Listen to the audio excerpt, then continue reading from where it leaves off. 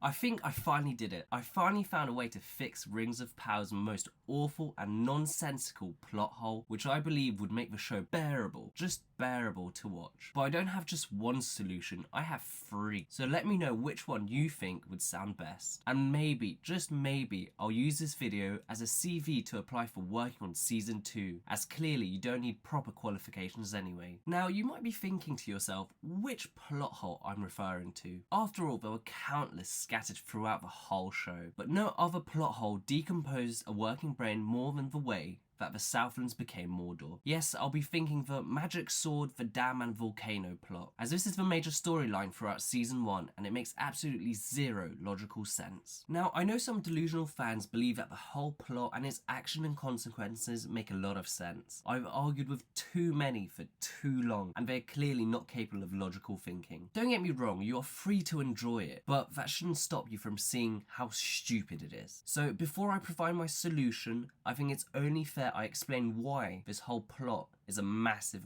hole. Using the Urban Dictionary, a plot hole is a completely implausible occurrence or series of events that contradicts logic or previously established events in the story. So let's begin. When we are introduced to the sword hilt, we are straight away told that it was made by Sauron. Cool, lovely. We then find out that Adar wants to make the Southlands the home of the orcs. Okay, that's cool. Okay, that's cool too. All makes sense for now. Here's where things start going wrong. Adar is making the orcs dig tunnels throughout all the Southlands. Wouldn't make sense if he just wanted the orcs to live under the ground.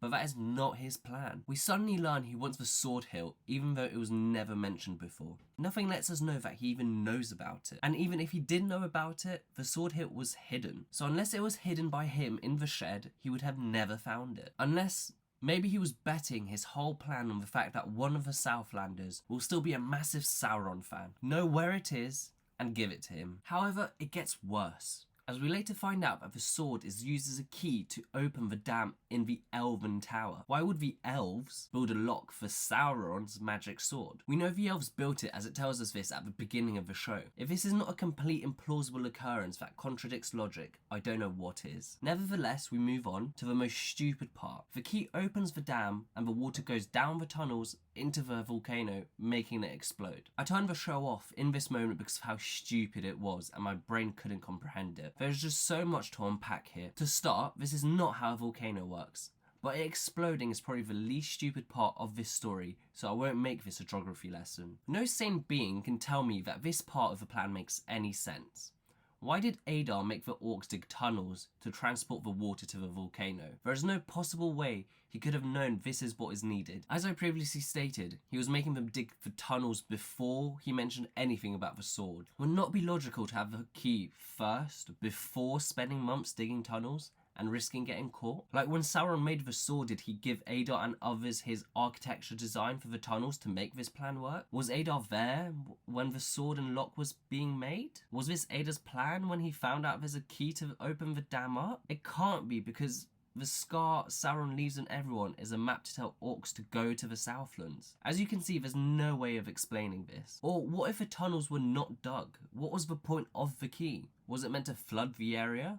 Wouldn't that increase the growth of wildlife in the Southlands? Or why did they need a key in the first place? They could have just broke the dam. We saw one arrow made the whole tower fall. I'm sure a few hits would let the water out. It just makes no sense, and the show does not even try to provide any information. They just wanted to mimic things that happen in The Lord of the Rings. Also, on a side note, why does the sword tempt Theo like the One Ring? There's no consequence of this temptation. What, would he be mind controlled to go open the dam if he used it too much? It's all just so stupid. So finally, let's discuss how we can fix this, changing more with each scenario. First way I think we can fix this shit show is by providing a lot of either flashbacks or exposition. Preferably flashbacks, as that way we can still have the show do the silly things it does. We need a flashback of Sauron, probably not in his Hellbrand form, talking to Adar before they had the disagreement. Here he would let him know that he infiltrated the elves when they were building the tower and built in this secret key and door. He could have done this because he wanted the elves to lose their supply of drinking water, or because they wanted to wait till there's enough water built up so that it can reach the volcano, or they just had to wait for the elves to leave. We'd then also need to find out that the tunnels were already built back back then for his plan, and that in the present they just had to be rediscovered or cleaned out. We could also make Adar mention that they need to destroy the dam if the key is not found, showing that his plan will just take a little longer if the sword is not found. Obviously this is still stupid, but at least now there's a clear flow of explanation, showing that it was Sauron's plan hundreds of years ago and he implemented mechanisms along the way to make it work, and not that it was a bunch of fortunate illogical events. But let's lean a bit further away from the plot the writers wanted to use. In this scenario, the hilt is not hidden in the barn. In fact, we do not see the sword till the second last episode. We still have the orcs building the tunnels and pillaging villages, but it's not to make the water flow to the volcano. In this scenario, the elves are also a bit smarter. You can still have Bronwyn discover it and make her town evacuate to the Elven Tower, where the elves offer them protection. We would then learn that the tower was not only made to keep watch over Southlanders, but was also made to protect one of Sauron's powerful artifacts, which was hidden at the bottom of the reservoir. This is why the orcs have been digging the tunnels, so that they can get a jump on the elves in the tower. Then we have a battle for the Elven Tower, and the Amazon writers could mimic the Battle of Helm's Deep. However, the orcs would overrun the elves because so many elves have been sent back home. The southerners are made to flee, and as some orcs chase them, the others get to breaking the dam. Then you can have the Númenóreans arrive to save the people and take the tower back. But at this point, the dam is released, and as the battle unfolds, Adar collects the hilt and gives it to some of his orcs, who have to take it back to the dormant volcano. Then you can still have the scene of Galadriel torturing Adar as Sauron simps for her, when suddenly the volcano explodes. Obviously we could show the sword opening up something in the volcano, or it getting chucked in there like the ring, which causes it to erupt.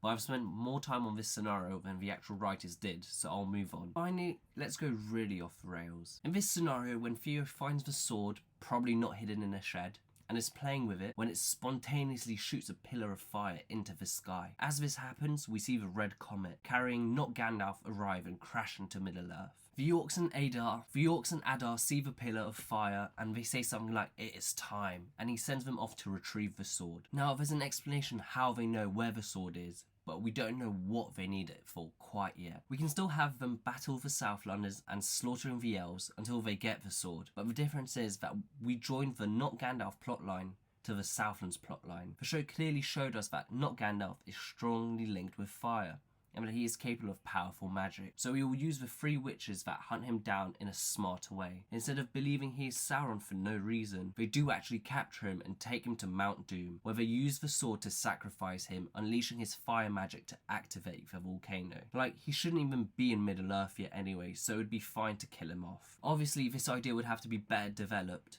but I think it would be a much more interesting way of using the characters and artifacts that the writers created for their mystery box writing. And it would provide some clear to follow plot points instead of making things happen that don't link together at all. But those were just my thoughts, so let me know what you thought.